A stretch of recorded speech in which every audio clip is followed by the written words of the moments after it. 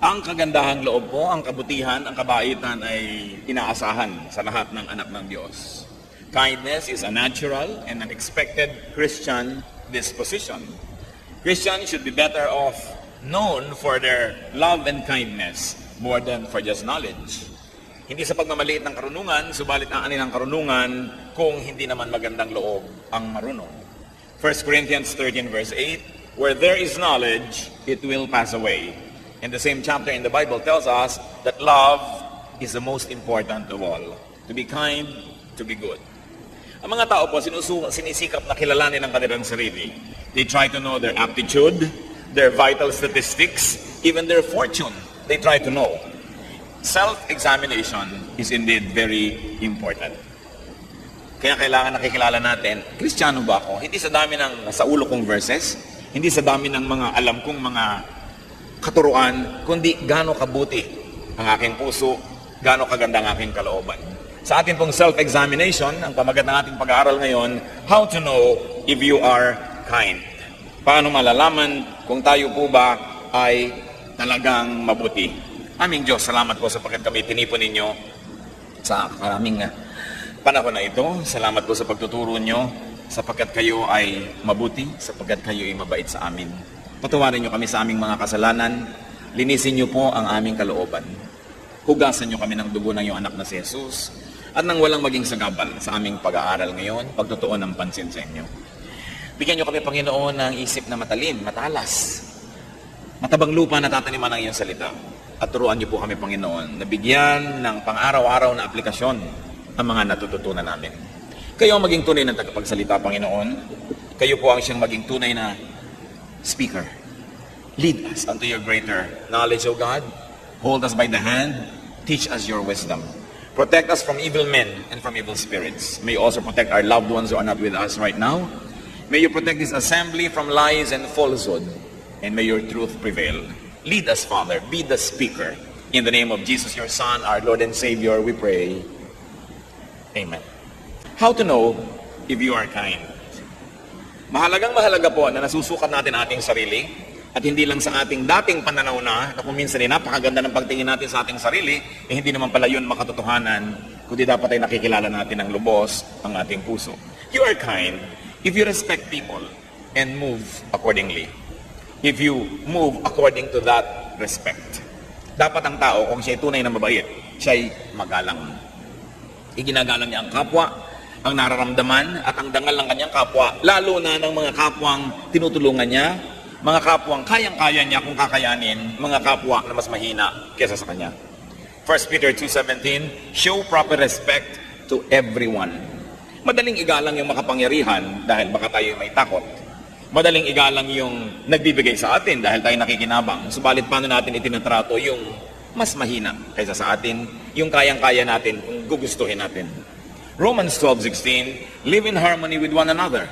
Do not be proud, but be willing to associate with people of low position. Do not be conceited. Ubod ng linaw na itinuturo po ng Biblia na kailangang iginagalang ang lahat ng tao, lahat ng uri ng tao, kahit pa nga hindi sila kagalang-galang. Iginagalang natin maging ang hindi kagalang-galang dahil tayo ay magalang. At kung tayo po ay magalang, hindi binibigyan ng korte o hugis ng kaharap natin ang ating pagkilos. Our behavior is not dictated by the behavior of others. So we are respectful, not because people are respectable, but because we are respectful. At hindi dapat yun naiiba kahit sino ang kaharap. At huwag daw magmamataas at tayo maging handang makihalubilo sa anumang uri ng tao, siya man ay mababa sa pagtingin ng lipunan. You are kind if you commiserate with others in their sufferings. Kung tayo nakikiramay sa pagdurusa ng iba, ay mabuti ang ating loob. Hindi yung iba na natutuwa pa pag may napapahamak. At ito mga kapatid, isang test. Kung talagang mabuti ang ating puso, tinatablan tayo ng salita ng Diyos. Kahit yung taong inis na inis kayo, kahit yung taong galit kayo, kahit yung taong maraming masamang ginawa sa inyo, pag siya'y napapahamak, nasasaktan din kayo kahit malang bahagya. Yun ay isang magandang pagsukat kung tayo ay mabuting tao. Pero kung tuwang-tuwa ka at may napapahamak dahil galit ka sa kanya, nasaan ang pag-ibig ni Kristo? Sabi, kung kayo ay magiging mga anak ng Diyos, dapat ay mahigitan ninyo ang mga hindi nananampalataya. At yung mga hindi mananampalataya, mabait sa kanila at masama sa kanila. Pero dahil ikaw ay anak ng Diyos, nakukuha mong maging mabuti kaysa sa hindi mabuti sa iyo. Kahit sa ganung mga tao. At ito po magandang test. Kung meron tayong lihim na ligaya, pagka ang mga tao ay nagdurusa, napipigo, napapahamak, meron tayong dapat na ayusin sa ating sarili, sapagkat ang tinatahanan ng Espiritu ng Diyos ay nalulungkot din kung napapahamak maski ang ating mga kaaway o ang umaaway sa atin. At sa pakikiramay po, there are different levels. It can be intellectual, it can be emotional, but very importantly, it must be physical, that you really get involved with the troubles of other people. Hindi lang yung, sige, ipagpe-pray kita. Pero ginagawa po natin kung ano yung practical na pwedeng gawin, na hindi na kailangan ipanalangin pa dahil pwede na natin gawin. Nangangailangan halimbawa ng tulong ating kapwa, huwag na ipagpe-pray kita kung may maitutulong tayo. Maaaring hindi buong-buo nating maibigay ang pangangailangan nila, pero yung makatulong man lang tayo ng ilang bahagi doon, pag marami nagtulong-tulong, mabubuo rin yun. Yan po ang napakadaling pagtaguan ng mga Kristiyano, yung sabihin, ipagpe-pray kita. Kasi iniisip nila, pag nasabi na nila yon, ligtas na sila sa ano pang ibang pananagutan sa buhay. Pero ang tunay na kabutihan ay pakikiramay sa physical na paraan. To be there, to be a warm body, and to be actively involved in somebody else's deliverance or solution. Hebrews 13:3, remember those in prison as if you were their fellow prisoners, and those who are mistreated as if you yourselves were suffering. Ito ang hinahanap sa atin ng Biblia na uri ng pakikiramay sa ating kapwa, na bagamat hindi ka nabilanggo ay aariin mong isa ka ring nakaranas mabilanggo at doon na magiging pagtingin mo sa mga nakakulong. Na kung ikaw ay hindi man nakakaranas na maiwanan ng asawa o kaya ay mapagtaksilan o kaya ay masunugan ng bahay o malubog sa baha ang bahay, ay halos ganun ng iyong nadarama at dinarama kung ang kapwa mo ay naralagay sa ganung kalagayan. Ang nagiging pagtulong tuloy, lubos. Marami pong uri ng pagtulong. Merong isang bagyo, nagpadala tayo ng konting damit, masaya na tayo. Nagpadala ka nagbigay ka sa mga tao ng tigi-tigi isang bag na may bigas, may pagkain, masaya ka na, nakatulong ka na. Isang kainan lang yun eh. Mamaya sa susunod na oras ng pagkain, wala na naman silang kakainin. Kung minsan po ay nagiging cosmetic, no? Yung nararamdaman ng tao na siya'y nakatulong na. Sapagkat akala natin, minsan lang tayo nag-abot, pwede na. Na mayroon tayong mga nangangailangang mga kapatiran, mga kamag-anak, mga kaibigan, na minsan mong binigyan, nakapagbigay na ako, pass ka na sa ibang susunod. Pero ang need ng tao tuloy-tuloy, sunod-sunod. Kung ang tao ay nangangailangan ng gamot, naibili mo ng gamot ng isang inuman, pero sa susunod, anong iinumin niya? Ang tunay po na may makagandahang loob, lubos ang pagdamay. Hindi na siya naglilibang-libangan at nag-aaliw-aliwan na nakatulong siya ng konti, pinalalaki na niya para huwag na siya mag-guilty pa sa kanyang paglimot sa darating na mga araw. Kaya alalahanin ng tao na para bang yun mismo ang ating nararanasan. Yun ang nais ng Diyos sa makita sa kanyang mga anak. Ang tunay na mabuting tao naman ay nakikigalak, hindi lang nakikiramay. Kung dapat namang makigalak, makigalak. Nagtagumpay siya, naging honor graduate ang kanyang anak, makigalak. Hindi yung babaliwalain natin yung mga accomplishments ng ating kapwa. Ito po isang uri ng katigasan ng puso. Na merong naging magandang bahay ang iyong kapitbahay o kamag-anak, hindi mo man lang dalawin na sayang, wow, ang ganda, parang ini-ignore mo lang. At kumisan maging sa mga Christian, may mga ganyan, nagkakainggitan. Nagpatayo ng church yung isang kongregasyon, yung kabilang kongregasyon, hindi pa nakakapagpatayo, ini-ignore. Binabaliwala. At sasabihin pa, materialistic kasi sila. Wala silang alam kundi magpatayo ng building, ang yabang-yabang kasi nila. Nilalait pa nila yung na-accomplish ng kanilang kapatid. At kumisan pupunta ka sa church, ang ganda-ganda, worldly naman ang mga tao dito, kaya maganda eh. Yung bang inggit ka kasi, no? At yan ay dapat tayo natutuwa, mga kapatiran natin, ibang churches, may magagandang churches. Salamat! Maganda, mabuti. Hindi yung hahanap ka ng kapintasan para lang libangin mo ang iyong sarili dahil iinggit ka pala. So, ang tunay na kagandahang loob, hindi lang nakikiramay sa kalungkutan, nakikigalak din sa kasiyahan ng kanyang kapwa, lalo't kapatid sa Panginoon. Romans 12:15, rejoice with those who rejoice, mourn with those who mourn. Kailangan tayo nakikipagsaya sa mga nagsasaya, tayo namin nakikipagluksa sa mga nagluluksa. Do not trivialize people's achievements.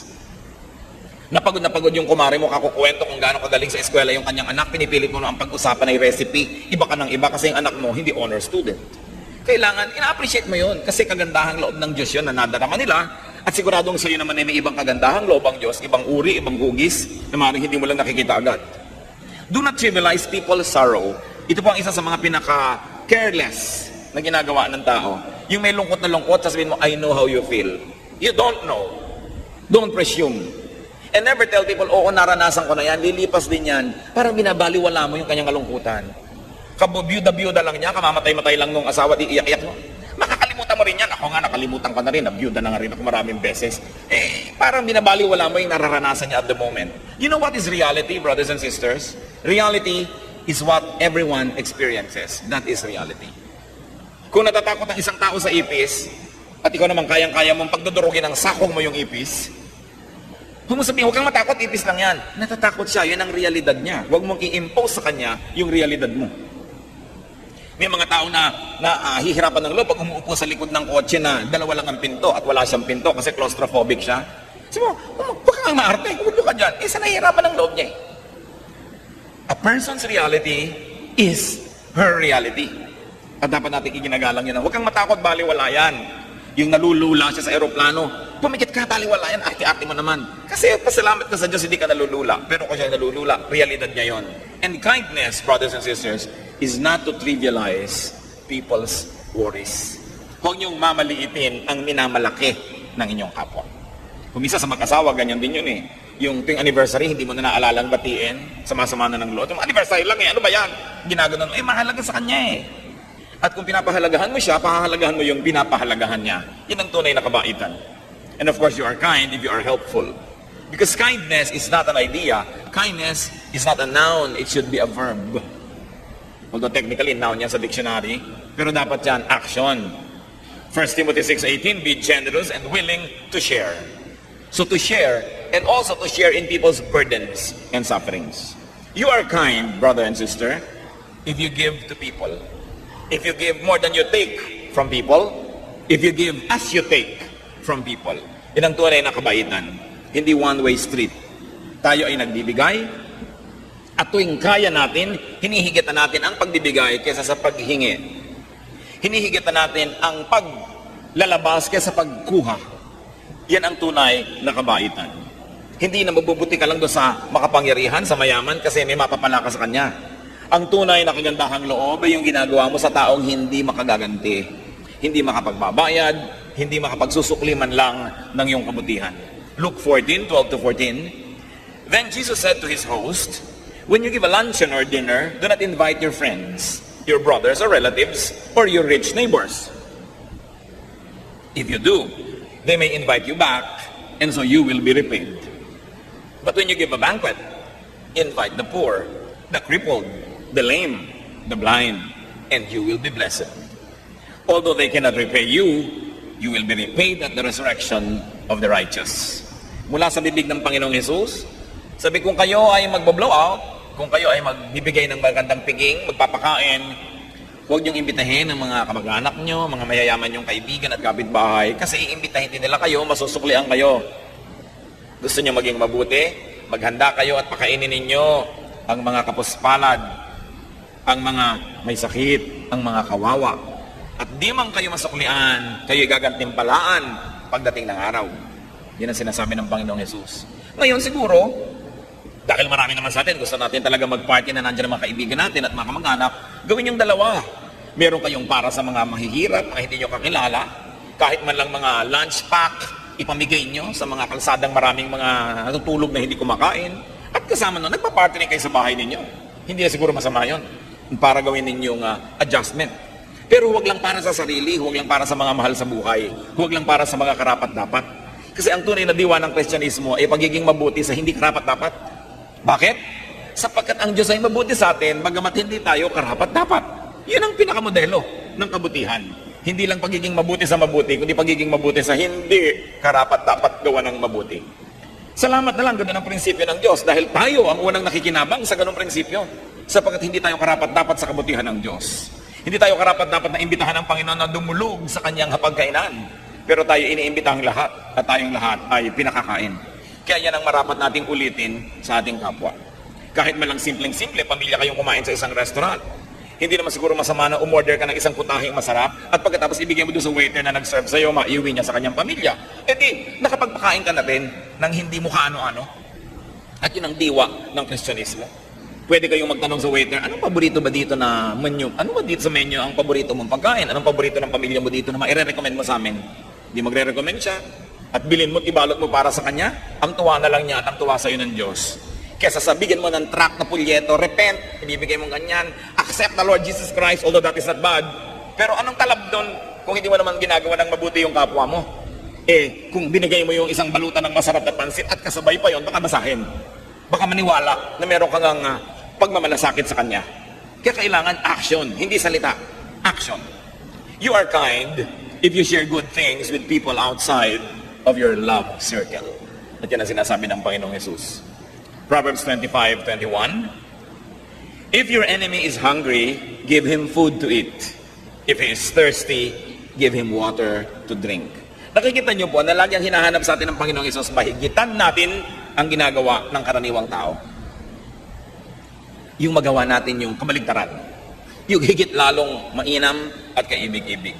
At makikita niyo kung ang lahat ng tao sa mundo ay Kristiyano, ang tahimik ng buhay. Doon nyo malalaman kung maganda ang isang policy. Ang tanong mo, kung lahat ito ang gagawin, maganda ba? Kaya yung mga may pila, yung isa ay kamag-anak ko, ayaw pumila, gusto niya mauna. Ang tanong mo, kung ang lahat ay yan ang gagawin, maganda ba? Para sa lahat.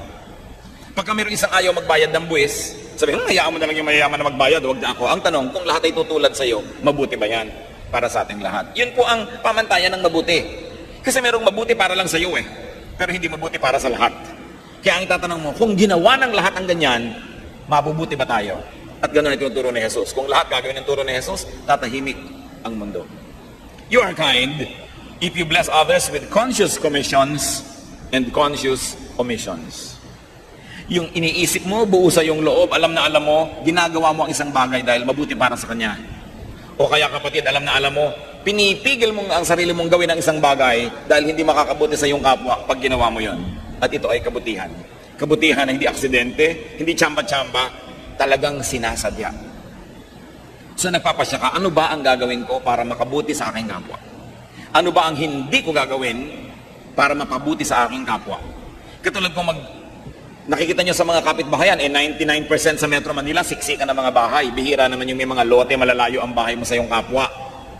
Magpapatugtog ka ng pagkalakas-lakas na radyo. Ano mangyayari? Narindi na yung kapitbahay mo. Magpa-party kayo dahil debut ng anak mo. Hanggang alas 2 ng umaga, nagkakantahan kayo ng mga sintonado ninyong mga karaoke. Parusa sa inyong kapwa. So ang tanong, itong ginagawa ko ba'y mabuti sa aking kapwa? Ang dami-dami na may mga OFW tatay, nagpadala ng radyo, nagpadala ng sound system para malaman ng lahat. Kalakas-lakas magpatugtog. May mga batang nagigising, may mga may sakit na hindi na makatulog, nabubulahaw, may mga papasok sa opisina o sa pabrika na hindi na makatulog dahil ang ingay-ingay ng kapitbahay. Mabuti ba yun? Yan ay dapat natin pinag-iisip-isip. Isa sa mga bisyo ng ating lahi na hindi nakakatuwa, ang iingay. Pupunta ka sa isang tahimik na bundok sa paanan ng makiling para maligo sa batis, ang nadidinig mo mga radyong kelalakas. Hindi mo na marinig ang huni ng mga ibon o kaya ang mga tunog ng batis dahil ang ingay-ingay ng mga sound system ng mga nagpupunta dyan. Mabuti ba yan sa ating kapwa o hindi? So what do we commit and what do we omit? That is important when it comes to treating others as you would like to be treated. Kaya sabi sa Luke 6:31, do to others as you would have them do to you. Kung ano ang nais mong gawin ng iyong kapwa sa iyo, yun lang ang gawin mo sa kanya. Romans 14:13, make up your mind not to put any stumbling block or obstacle in your brother's way. Nakikita niyo po, conscious ito. Magpasya ka, pakaisip-isipin mo, tiyakin mo na ikaw ay nagpapasya na hindi mo haharangan ng iyong kapwa. Na hindi mo siya bibigyan ng ikatitisod, hindi mo bibigyan ng balakid ang mga gusto niya at mga hangarin niya sa buhay. Mahalaga yung ginagawa natin yung ganyan. Ito ang napakasimpleng mga bagay, mga kapatid. Pero ito ang hinahanap ng mga tao sa mga nagsasabing Kristiyano sila. At kadalasan, walang kapangyarihan ng ating pag-share sa kanila ng mga salita ng Diyos dahil hindi naman tayo kakitaan ng ganito mga simpleng bagay na dapat sana ay bunga ng tunay na tinatablan ng salita ng Diyos. You are kind if you find joy in sharing and giving despite personal sacrifice. Nagsasakripisyo kayo. Tiniis yung hindi bilhin ang gusto nyong bilhin dahil kailangan ng kapatid nyo yung pera. Tiniis ninyo na hindi gawin ang nais yung gawin dahil may nangangailangan ng inyong panahon, ng inyong oras. Bagamat hindi kayo sobrang masaya na hindi nyo nagawa ang gusto nyo, pero may bahagi na inyong puso na nagagalak dahil nagawa nyo ang mabuti. At yan, kung nararamdaman natin mga kapatid, isang magandang senyales na mabuti ang ating puso. Alam niyo po, hindi lahat ng kay Kristo ay mabuti na yung puso niya. Kailangan niya laging inaayos, araw-araw, linggo-linggo, buwan-buwan, taon-taon, so that we are changed from glory to glory. Huwag tayong makontento sa antas, sa taas ng ating espiritualidad sa anumang panahon. Dapat lagi yan umaasenso because room for improvement is the biggest room in the world. At ang tunay na anak ng Diyos hindi nabobonsay sa isang maliit na platito. Kailangan siya nag-uugat, namumunga, lumalaki, namumulaklak, humahalimuyak, at nagkakaroon ng napakarami niya mga dahon. Ganun ang buhay espiritual na napapansin at pinaniniwalaan ng iba. Acts 20:35. In everything I did, I showed you that by this kind of hard work, we must help the weak. Remembering the words, the Lord Jesus himself said, it is more blessed to give than to receive. Kung mabuti ang ating puso, may kagalakan tayo na darama, ting tayo ay nagbibigay. Pagamat may saya ka, kung ikay tumatanggap, pero mas malalim ang saya kung ikay nagbibigay. Ba't natin ito pinag-uusapan? Because we're doing self-examination. Kailangan naman malaman natin kung saan tayo nakatindig, saan tayo nakatayo, anong grade natin sa ating espiritualidad. 2 Corinthians 8:1-3. And now, brothers, we want you to know about the grace that God has given the Macedonian churches. Out of the most severe trial, their overflowing joy and their extreme poverty welled up in rich generosity. For I testify that they gave as much as they were able and even beyond their ability. Sino po ang pinupuri dito? Yung Macedonian Church, na bagamat napakaraming mga hikahos na miyembro, at yung church ay hindi mo matatawag na isang mayaman na church, pero sa pagbibigay sa ibang churches, sa pangangailangan ng ibang kapatiran sa ibang lugar, ay hindi sila napadadaig kanino man. At kahit na sa kanilang kasalatan, sila po ay nakukuha nila na magbigay pa sa pangangailangan ng iba. At hanggang ngayon, pinag-uusapan natin yung mga Macedonians na ito, na isang patunay na nagkaroon ng pagbabago ang kanilang kalooban, na bagamat sila may pangangailangan, din nila tinatalikuran ng pananagutan na maging matulungin sa kapwa. Alam niyo po yung kasalatan, hindi yan excuse para hindi ka tumulong. Kung minsan nga, baka kaya ka nananatiling salat, mahirap, kapos, kasi makunat ka. Kasi ayaw mo magbigay. Siyempre, hindi ka nagtatanim, paano ka aani? Napakasimple naman ng mechanics niyan eh. Kung ano itinanim, inaani. Hindi ka nagtanim, ano ka aanihin mo sa buhay? Kaya pag itinuturo ito, katulad ng mga taong si Pablo, alam na alam niya yung magiging bunga kung bukas ang ating kapalad at tayo mapagbigay sa ating kapwa kahit tayo ay hindi mayaman. Kahit mga tayo ay may mga kagipitan. Hindi yan excuse. Nobody is excused from being good, from being kind, and being supportive of the work of the Lord. Dahil sana nagbibigay ka sa Satanas, lugi ka. Nagbibigay ka kung kanino lang. Pero kung nagbibigay ka sa Panginoon, sa kanyang mga anak na inaari ng Diyos, sa kung ano man ang ginawa sa kanyang mga anak, ay ginawa sa kanya, paano ka malulugi? It's a very simple secret of prosperity to always be giving. You are kind if you do not exploit nor take advantage of people's weaknesses. Ang mga tao po, dumarating ang panahon na sila'y mahina, kayang-kaya nating maniobrahin. Kung minsan may iba silang tinutuunan ng pansin, hindi napapansin ang ginagawa natin, pwede nating dayain, pwede nating kupitan, pwede nating nakawan, pwede natin silang gamitin nang wala silang kamalay-malay, pwede natin silang utuin, pwede natin silang bigyan ng mga kung ano-anong mga pambulag para natin sila mapakinabangan. Pero ang anak ng Diyos, oras na nakita niya yung moment of weakness, hindi niya yun sinasamantala. Katulad sa Biblia, yung mga tao nakita nila ang kanilang magulang na hubad, di ba't naparusahan? Kasi pinagsamantalahan nila yung pagiging tulog ng tao, lasing pa nga, hindi nila iginalang, tiningnan nila ang pagkakahubad na parusahan. Kasi ang taong tulog, maski pa nga dahil lasing, lalo mong dapat igalang. Yung hindi niya papayagan na gawin mo sa kanya o sa kanyang presensya kung siya'y gising, huwag mo rin gawin kung siya'y tulog. Kailangan ginagalang mo ang iyong kapwa. Yung may cellphone ang iyong kapwa, pinapakialaman mo, tinitingnan mo kung sinong kausap, anong pinag-uusapan, hindi dapat ginagawa. Pero siguro kung asawa kayo at meron kayong konting duda na napagtataksil lang kayo, meron kayong konting excuse. Why? Because you are one. Kasi kayo'y isa. Kung siya'y napahamak, damay ka rin. Pero yung kaibigan mo lang, kahit mga kasintahan mo, hindi mo dapat ginagawa yun kasi hindi pa kayo mag-asawa. You respect people's privacy. And not being able to defend their secrets is a form of weakness. Hindi mo dapat sinasamantala yun.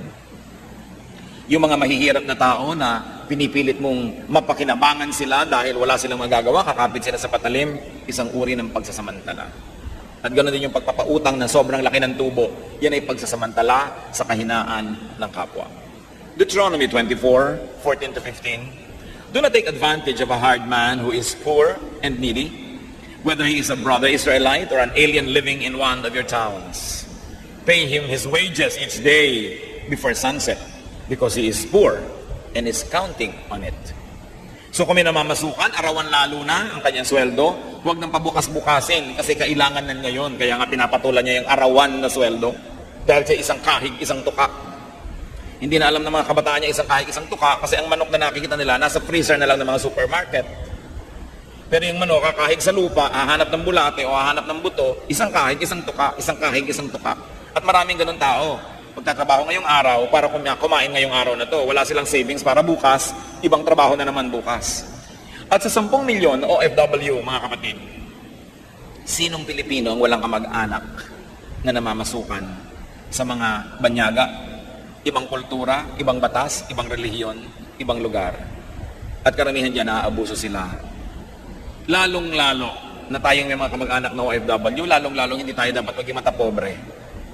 Kasi yung mga kamag-anak natin, kadalasan abroad, sila yung minamata. So bakit mo gagawin sa kapwa mo yung ayaw mong ginagawa sa tatay mo, sa kamag-anak mo, sa tiyo mo, sa nanay mo, sa ate mo? Kinakawa-kawawa. Yung pinagtatawanan mo yung mga baduy, pinagtatawanan mo yung mga pangit ng mga suot, ganun din ang ginagawa ng mga nasa abroad sa maraming mga Pilipinan na domestic helper. Ng mga amo nilang Arabo na sinasampal-sampal sila ng planchang mainit. Kung ikaw lalo na may tatay na OFW, dapat napaka-polite mo sa mga tsuper ng taxi, sa mga driver ng kung sino-sino, dahil baka driver yung tatay mo abroad. No? Lalo hindi ka dapat maging mapagmataas. Higit kanino man ang lahi natin dapat ang mapagpakumbaba, dahil tayo ang nakakaranas ng inaapi eh. Alam mo dapat ang nararamdaman nun, kaya dapat walang Pilipinong mapangapi. Pero naku, marami mga OFW families, kaya yabang. Kahit ang baba ng kisame ng kanilang bungalow, meron pang chandelier na kakaumpog-umpog tuloy. Yung arte-arte, ang yabang-yabang pag mga nasa eskwelahan, ang mga telepono, ang mga cellphone, ang mga ayos. Samantalang ang tinitiis na hirap ng kanilang mga kamag-anak na nagpapadala ng pera. Kung merong lahi na dapat mababang loob tayong unang-una, dahil alam natin ang ibig sabihin ng kabiguan, alam natin ang ibig sabihin ng kahirapan, ng kasalatan, ng maapi, ng malagay sa panganib ng walang kalaban-laban. Kaya dapat yung kabutihang loob na yun atin unang-unang nakikita. Dahil hindi na kailangan ipaliwanag, naiintindihan natin yan sa ating mga pang-araw-araw na karanasan. Proverbs 22:22, do not exploit the poor because they are poor, and do not crush the needy in court. Wala nang ang laban, kakawawain mo pa. Lalo ang mga bata, inosente yung mga yan, hindi nila alam ang buhay, hindi dapat pinagsasamantalahan ang kanilang innocence. Lalo na ang mga may sakit, na kung minsan, yung may mga kapansanan, lagi yung mga pinagtatawanan sa mga programa sa TV, ginagawang comedy, ang kanilang mga paghihirap ng loob at hirap ng katawan. Hindi tayo dapat nakikitawa sa ganong mga kabaliwan. Kung nanonood kayo ng TV, nakita yung pinagtatawanan ng mga ngongo, pinagtatawanan yung paralitiko, pinagtatawanan yung bulag. Hindi ka dapat kasama sa natatawa doon. Kung ikaw ay nananalig sa kabutihan ng Diyos. Ang ginawa ni Jesus sa mga ini, tinulungan. Hindi sila pinagtawanan, hindi sila ginawang object of derision or object of comedy. Kaya kailangan yung puso na test. Doon mga kapatid nagkakatalo ang tunay na Kristiyano o hindi. Hindi sa laki ng Biblia. Hindi sa galing mong makipagtalo. Hindi sa pang-araw-araw mong kilos sa buhay. People may not read the Bible, but they read your actions. And your actions speak louder than words. You know that you are kind if behind your back, people say that you are and call you kind. Yun ang pinakamagandang test. Kung sa inyong absence, pinupuri kayo ng tao, tinatawag kayong mabait, mabuti, mabuti nga kayo. Dahil tao naman ang makakaalam niyan. Kasi kung minsan, meron tayong ilusyon tungkol sa ating sarili, akala natin tayong mabait. Paano kayo pinag-uusapan ng mga sarili niyong anak kung sila-sila lang ang nag-uusap? Paano tayo pinag-uusapan ng mga sarili nating kapatid pag sila-sila lang ang nagkakaumpok-umpok? Paano tayo pinag-uusapan ng mga kaopisina, kaeskwela, halimbawa? Mga kaibigan, kadalasan, yun ang totoo tungkol sa atin. Proverbs 27 verse 2, let another praise you and not your own mouth, someone else and not your own lips. At yan ay isang magandang patotoo kung tayo nga ay mabuti. So maging mabuti. Yung pagiging mabuti, mga kapatid, I like to make a very personal definition. Yung kabutihan, nasa loob yon. Nasa isip, nasa puso, nasa philosophy ng tao. So maging mabuti, pero higit doon, maging mabait. In my very personal application is bait is action. Buti is a state of your mind. It is a state of your soul. But bait is what you do with your buti. Kaya maging mabuti at pagkatapos maging mabait. Maraming mabuti ay hindi naman mabait. Pero meron din mga mabait na hindi naman talaga mabuti. No? Pero mabait yung ipinapakita nila, kabaitan. Dapat tayo, loob at labas pareho. Mabuti ka na, mabait ka pa. The Bible calls us to kindness. More than to yung mga kung ano-ano concept natin ng holiness. Kasi pag sabing be holy, doon nga tumataas ang yung pakiramdam tungkol sa iyong sarili, nilalait mo ang iyong kapwa. Yung issue ng holiness na yan, kadalasan, yan ang naghihiwalay sa atin sa maraming tao. Pero ang gusto nyo na tayo mapag-isa kasama ng mga mananampalataya, bigyan ng halaga yung kabutihan. The Bible calls us to kindness and to be kind. Ephesians 4:32, be kind and compassionate to one another. Panapanahon lang ang pangangailangan natin ng kabutihan at kabaitan ng kapwa. Pag dumating ang panahon na kayong nangangailangan ng charity, tiyakin ninyo na kayo makakatanggap dahil nagtanim naman kayo nito. 1 Thessalonians 5:15, make sure that nobody pays back wrong for wrong, but always try to be kind to each other and to everyone else.